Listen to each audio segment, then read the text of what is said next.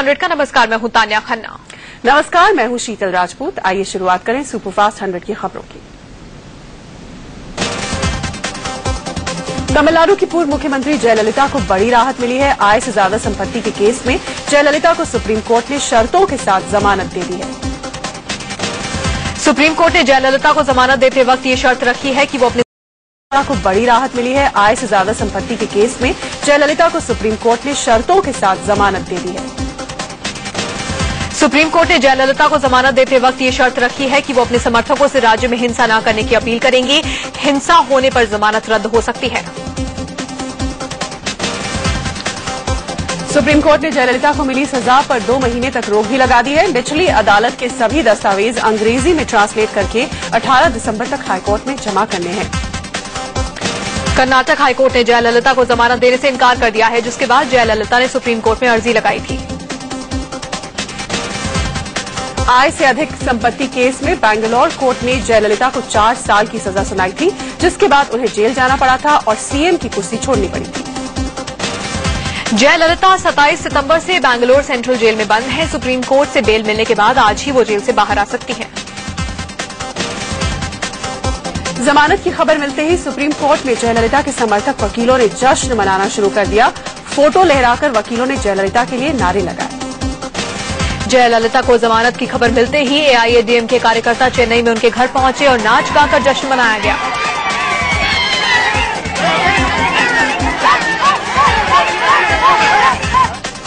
जयललिता के पोस्टर लेकर उनके समर्थक सड़कों पर उतर आए और खूब जश्न मनाया।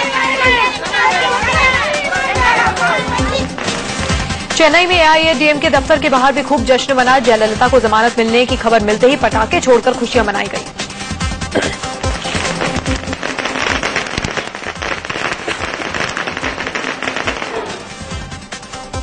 एआईएडीएम के दफ्तर में पार्टी कार्यकर्ताओं ने पूजा पाठ भी किया और प्रसाद बांटकर जयललिता को मिली जमानत की खुशी मनाई।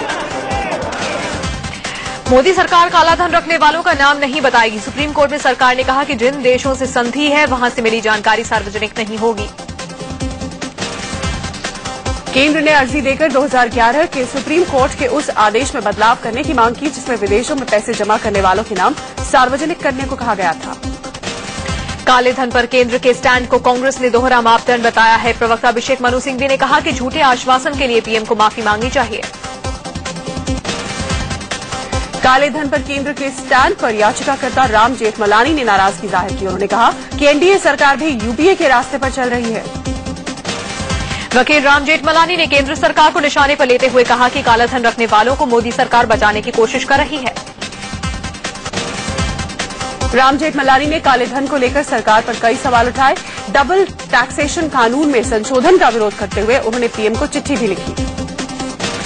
राम जेठमलानी ने सुप्रीम कोर्ट में वो पत्र पढ़कर सुनाया जो उन्होंने पीएम को लिखा। राम जेठमलानी ने यह भी कहा कि इस पत्र को उनका मृत्यु पूर्व घोषणा पत्र माना जाए।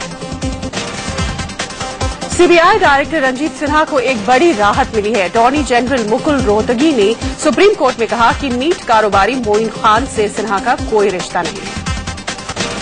हालांकि मुकुल रोहतगी ने सुप्रीम कोर्ट को बताया कि एक पूर्व सीबीआई डायरेक्टर में मीट कारोबारी मोइन खान से उनके संबंध हैं। ये पूर्व डायरेक्टर फिलहाल यूपीएससी के सदस्य हैं। अटॉर्नी जनरल मुकुल रोहतगी ने मोइन खान केस में इनकम टैक्स की रिपोर्ट सुप्रीम कोर्ट को दी। मोइन और सीबीआई के एक पूर्व डायरेक्टर की बातचीत के टेप भी सौंपे गए। छत्तीसगढ़ के राजनांदगांव में सिंचाई विभाग के एसडीओ के घर एंटी करप्शन ब्यूरो ने छापा मारा। छापेमारी में 31 लाख रुपए कैश बरामद किए गए। राजेश गुप्ता नाम के इस सिंचाई विभाग के एसडीओ के घर छापेमारी में एसीबी को 25 तोला सोना और 1 किलो चांदी बरामद हुई है। बरामदगी का सिलसिला यही नहीं रुका। 2 आवासीय प्लॉट, 1 मकान, क्रेशर, 4.5 एकड़ के खदान और 10 लाख के किसान विकास पत्र मिले हैं। सिंचाई विभाग के एसडीओ राजेश गुप्ता कवर्धा जिले में तैनात हैं। एंटी करप्शन ब्यूरो को इनके बारे में आय से अधिक संपत्ति को लेकर शिकायत मिली थी। मध्य प्रदेश के इंदौर में लोकायुक्त की टीम ने आबकारी विभाग के असिस्टेंट कमिश्नर के घर पर छापेमारी करके 32 लाख रुपए कैश बरामद किए। लोकायुक्त की टीम को असिस्टेंट कमिश्नर के घर छापेमारी के दौरान सोने चांदी के करोड़ों के जेवरात, सिक्के और बर्तन भी मिले हैं। आबकारी विभाग के असिस्टेंट कमिश्नर नवल सिंह के घर से सोने चांदी के गहनों के बीच सोने के कई बिस्किट मिले, जिनकी कीमत करोड़ों में है। नवल सिंह के घर से 8,000 स्क्वायर फीट के बंगले, धार में 2 मंजिला मकान, 4 प्लॉट पेट्रोल पंप और सैकड़ों एकड़ खेती की जमीन के दस्तावेज मिले हैं। नवल सिंह को लेकर लोकायुक्त पुलिस को शिकायत मिली थी कि उन्होंने आय से अधिक संपत्ति जमा की है। इसके बाद छापेमारी की कार्रवाई हुई, जिसमें करोड़ों की संपत्ति का खुलासा हुआ। पीएम नरेंद्र मोदी ने वॉर रूम में मंत्रियों, अफसरों और टॉप कमांडर्स के साथ मंथन किया और पड़ोसी देशों पाकिस्तान और चीन की हरकतों से निपटने की रणनीति बनाई। पीएम ने कहा कि पाकिस्तान को मुंह तोड़ जवाब दो, जरूरत पड़ने पर आमने सामने की लड़ाई के लिए भी तैयार रहें। उन्होंने पाकिस्तान का आतंकी चेहरा बेनकाब करने की बात कही। पीएम की टॉप कमांडर्स के साथ हुई बैठक में चीन से बातचीत के जरिए सीमा विवाद सुलझाने पर जोर दिया गया। साथ ही सीमा पर और सैनिकों की तैनाती का फैसला हुआ। इस अहम बैठक में अलकायदा, आईएसआईएस आतंकियों के हमले से निपटने को लेकर भी चर्चा हुई। बैठक में गृह मंत्री राजनाथ सिंह और रक्षा मंत्री अरुण जेटली भी मौजूद थे। पीएम बनने के बाद नरेंद्र मोदी की देश के टॉप कमांडर्स के साथ ये पहली बैठक थी, जिसमें तीनों सेना के प्रमुखों के अलावा 50 शीर्ष आर्मी ऑफिसर भी मौजूद थे। रक्षा मंत्रालय के वॉर रूम में हुई इस अहम बैठक में बीएसएफ के डीजी, एनएसजी के डीजी और राष्ट्रीय सुरक्षा सलाहकार भी मौजूद थे। उधर पाकिस्तान ने एक बार फिर सीज फायर तोड़ा है। पाकिस्तान के सैनिकों ने पुंछ जिले में भारतीय चौकियों पर स्वचालित हथियारों से गोलाबारी कर 2 बार संघर्ष विराम का उल्लंघन किया। सुबह 9:55 पर पाकिस्तानी सैनिकों ने पुंछ जिले के हमीरपुर सेक्टर में भारतीय चौकियों को निशाना बनाया। भारतीय सैनिकों ने भी जवाबी कार्रवाई की। पश्चिम बंगाल के मालदा जिले के कालिया चौक इलाके में 100 क्रूड बॉम्ब मिलने से हड़कंप मच गया है। ये बॉम्ब एक खेत में छिपाकर रखे गए थे। बम मिलने की खबर पाकर मौके पर पहुंची पुलिस ने बम स्क्वाड की मदद से इन बम को डिफ्यूज किया है। पुलिस पता लगा रही है कि बम आए कहां से थे। भारत में बनी और परमाणु क्षमता से लैस क्रूज मिसाइल निर्भया का आज सफल परीक्षण किया गया। ये मिसाइल करीब 1000 किलोमीटर तक मार कर सकती है। ओडिशा के बालासोर के चांदीपुर में निर्भय मिसाइल का परीक्षण किया गया, जो कि कामयाब रहा। 2013 में इसका पहला टेस्ट सफल नहीं रहा था। निर्भय मिसाइल को डीआरडीओ ने बनाया है। इसकी जद में अब पाकिस्तान का हर शहर आ गया है। इसे पाकिस्तान की बाबर मिसाइल का जवाब माना जा रहा है। कोल ब्लॉक आवंटन घोटाले में शामिल रही कंपनियों को सुप्रीम कोर्ट से राहत मिली है। इन कंपनियों को काली सूची में डालने की अर्जी कोर्ट ने खारिज कर दी है। दिल्ली हाईकोर्ट ने आम आदमी पार्टी की नेता अलका लांबा को नोटिस जारी किया है। ये नोटिस पार्टी से निष्कासित विधायक विनोद कुमार बिन्नी के मानहानि केस में जारी किया गया है। दिल्ली हाईकोर्ट ने बिन्नी की ओर से दायर मानहानि के मुकदमे पर अलका लांबा समेत आप के 3 नेताओं और केंद्र सरकार से जवाब मांगा है। मामले की अगली सुनवाई 28 अक्टूबर को होगी। दिल्ली के धौला कुआं गैंगरेप केस में सोमवार को सजा सुनाई जाएगी। द्वारका कोर्ट में सजा को लेकर दोनों पक्षों में जिरह के बाद फैसला सुरक्षित रख लिया गया। ये मामला साल 2010 का है। कॉल सेंटर में काम करने वाली लड़की जब घर लौट रही थी तो उसे अगवा करके 5 लोगों ने उसके साथ गैंगरेप किया था। दिल्ली पुलिस के एसीपी पर हमला करने वाले दोनों आरोपियों को 14 दिन की न्यायिक हिरासत में भेज दिया गया है। एक नाबालिग आरोपी को जुवेनाइल होम में भेजा गया है। कार टकराने से शुरू हुए विवाद में आरोपी परिवार ने दिल्ली पुलिस की स्पेशल सेल के एसीपी अमित कुमार की लात घूंसों और लोहे की रॉड से पिटाई कर दी थी। सूत्रों से खबर है कि शीतकालीन सत्र से पहले प्रधानमंत्री नरेंद्र मोदी कैबिनेट का विस्तार कर सकते हैं। ये पहला कैबिनेट विस्तार होगा। बताया जा रहा है कि नए रक्षा मंत्री के अलावा ग्रामीण विकास और टेलीकॉम जैसे अहम मंत्रालयों को नया मंत्री मिल सकता है। भोपाल में कांग्रेस कार्यकर्ताओं ने मुख्यमंत्री शिवराज सिंह चौहान के खिलाफ जमकर प्रदर्शन किया। प्रदर्शनकारी पुलिस से भी भिड़ गए।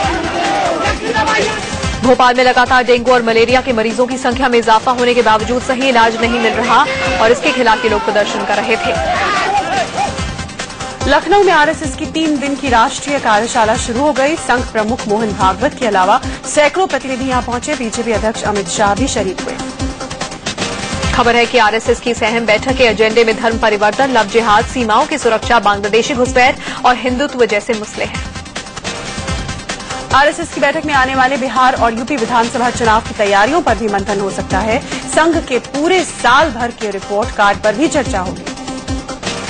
संघ के से सरकार्यवाहक दत्तात्रेय होसबोले का कहना है कि अयोध्या में राम मंदिर बनकर रहेगा। उन्होंने कहा कि मोदी सरकार के पास मंदिर निर्माण के लिए 2019 तक का समय है। फिल्म अभिनेता रवि किशन ने पटना में स्वच्छता अभियान में हिस्सा लिया। उन्होंने कहा कि वो चाहते हैं कि बिहार गंदगी मुक्त प्रदेश बने। गुजरात के राजकोट में 300 वकीलों ने पीएम मोदी के स्वच्छ भारत अभियान में शामिल होते हुए कोर्ट कैंपस में झाड़ू लगाई। दिल्ली के मुनीरका में नॉर्थ ईस्ट की एक लड़की की बेरहमी से हत्या कर दी गई। मिजोरम की जूलियट का कत्ल का आरोपी उसका बॉयफ्रेंड वीरेंद्र फरार है। जूलियट अपने बॉयफ्रेंड वीरेंद्र के साथ दिल्ली के मुनीरका इलाके में लिव इन रिलेशनशिप में रहती थी। जूलियट पर धारदार हथियार से हमला किया गया। पड़ोसियों ने जूलियट को कमरे में खून से लथपथ पाया। पुलिस को खबर की गई और उसे सफदरजंग हॉस्पिटल ले जाया गया, लेकिन उसकी मौत हो चुकी थी। जूलियट की हत्या से नॉर्थ ईस्ट के लोगों में भारी गुस्सा है। इन लोगों ने वसंत विहार थाने के बाहर जमकर प्रदर्शन किया। नॉर्थ ईस्ट के लोगों ने पुलिस के खिलाफ नारेबाजी की और जूलियट की हत्या के आरोपी की जल्द गिरफ्तारी की मांग की। कानपुर में बाइक सवार 2 युवकों को एक ट्रक ने टक्कर मार दी। हादसे के बाद घायल युवक 2 घंटे तक सड़क पर तड़पते रहे, लेकिन लोग तमाशबीन बने रहे। हादसे के बाद पुलिस एम्बुलेंस को फोन किया गया, लेकिन कोई नहीं पहुंचा। खबर मिलने के बाद घरवाले आए तो वो घायलों को लेकर अस्पताल पहुंचे। यूपी के अलीगढ़ में शराब लदे एक ट्रक ने 3 लोगों को रौंद दिया। तीनों की मौके पर मौत हो गई। हादसे के बाद ट्रक ड्राइवर फरार हो गया। हरियाणा के करनाल में दिल्ली के कारोबारी की संदिग्ध हालत में मौत हो गई। संजीव भसीन BMW कार में खून से लथपथ पड़े थे और अस्पताल में उन्होंने दम तोड़ा। कार में खून से लथपथ पड़े कारोबारी संजीव भसीन के सिर पर गोली लगी हुई थी। उन्हें चंडीगढ़ ले जाया गया, लेकिन उनकी मौत हो गई। पुलिस को उनकी BMW कार से पिस्टल भी मिली है। पुलिस इसे पहली नजर में खुदकुशी बता रही है। हालांकि हत्या के एंगल से भी जांच हो रही है। सोनीपत में एक ही परिवार के 3 लोगों के शव पंखे से लटके मिलने से हड़कंप मच गया। पुलिस हत्या और खुदकुशी दोनों एंगल से जांच कर रही है। गुजरात के वडोदरा में एक नाबालिग लड़की ने अपने बॉयफ्रेंड के साथ मिलकर सौतेले माता पिता की हत्या कर दी। सबूत मिटाने के लिए लड़की लाशों पर 2 महीने तक एसिड डालती रही, जिससे खुलासा न हो। पुलिस ने दोनों आरोपियों। गुजरात के वडोदरा में एक नाबालिग लड़की ने अपने बॉयफ्रेंड के साथ मिलकर सौतेले माता पिता की हत्या कर दी। सबूत मिटाने के लिए लड़की लाशों पर 2 महीने तक एसिड डालती रही, जिससे खुलासा न हो। पुलिस ने दोनों आरोपियों को गिरफ्तार कर लिया है। दिल्ली से सटे फरीदाबाद में सरफिरे आशिक ने लड़की के घर में घुसकर पहले उसकी हत्या की और फिर खुद को गोली मारकर खुदकुशी कर ली। यूपी के हमीरपुर जिले में शादी समारोह के दौरान हुई फायरिंग में गोली लगने से एक युवक की मौत हो गई। पुलिस मामले की जांच में जुट गई है।